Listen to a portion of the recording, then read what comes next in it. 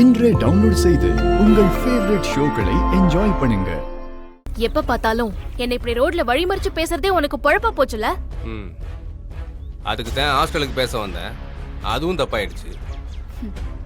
உன்னைய மாதிரி ஆளுங்களுக்கெல்லாம் என்ன செஞ்சாலும் தப்பாதான் இருக்கும். உன்கிட்ட வீணா பேசி டைம் வேஸ்ட் பண்ண எனக்கு விருப்பம் இல்ல. நான் உன்ன மாதிரி வெட்டியாவும் இல்ல.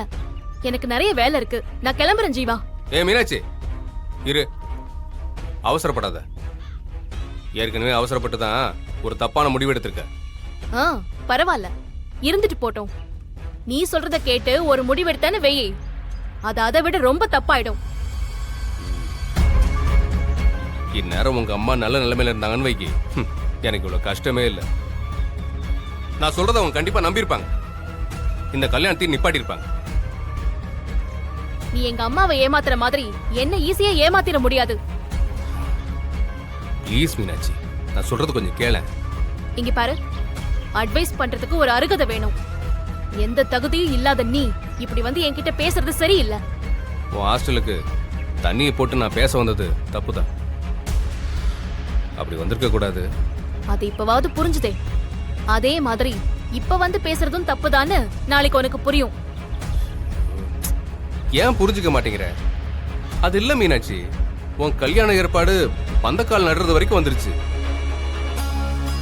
இப்ப கூட அது நிப்பாட்டலன்னா ரொம்ப பிரச்சனை ஆயிடும். அப்போ எப்படியாவது என் கல்யாணத்தை நிப்பாட்டணும்னு நீ கங்கணம் கட்டிட்டு தெரியற. அதுக்கு காரணம் இருக்கு மீனாட்சி. ஏன்னா அந்த ஆதி நல்லவன் இல்ல. அவன் கூட உனக்கு கல்யாணம் நடந்தா நீ நிம்மதியாவும் சந்தோஷமாவும் இருக்க முடியாது. யார் நல்லவங்க யார் கெட்டவங்கன்னு எனக்கு தெரியும். அதனால்தான் எத்தனையோ பிரச்சனைகள் நடந்தோம். பந்தக்கால் ஃபங்க்ஷன்ல கலந்துக்க உன் அப்பத்தாவை கூப்பிட வீடு தேடி வந்தேன். புரியாம பேசாத. சரி, அதெல்லாம் இருக்கட்டும்.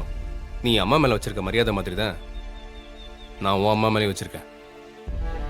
நாளைக்கே அவங்க கண்ணு முழிச்சு, என்ன ஜீவா நீ கூட ஒரு கெட்டவனை கல்யாணம் பண்றதுல இருந்து மீனாட்சியை தடுக்கலையான்னு கேட்டா நான் என்ன பதில் சொல்றது? சொல்லு மீனாட்சி. மீனாட்சி, கொஞ்சம் அவசரப்படாத. கல்யாணங்கிறது ஒன் வே மாதிரி. ஒரு முறை உள்ள போயிட்டா அதுல இருந்து வெளியே வரவே முடியாது. அதுல இருந்து வெளியே வரவும் கூடாது.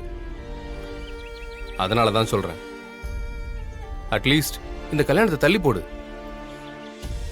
உனக்கே எல்லா உண்மையும் புரிய வரும். நீ சொல்ற மாதிரி ஆதி கெட்டவரா இருந்தா ஏன் வாழ்க்கை தானே பாதிக்கும். பாதிச்சுட்டு போட்டுமே. ஏய், உன்னை எங்க குடும்பத்துல ஒருத்தையா தான் நாங்க பாக்குறோம். உன் வாழ்க்கை பாதிச்சா உங்க அம்மா மதினி, நான், எங்க அம்மா, எங்க வீட்டுல இருக்கவங்க எல்லாருக்கும் கஷ்டமா தானே இருக்கும். ஜீவா, டார்ச்சர் பண்ணாத, விட்டுரு. நீ எப்படியா பட்டவன்னு எனக்கு தெரியும். உன் மனசுல என்ன இருக்குன்னு எனக்கு நல்லா தெரியும்.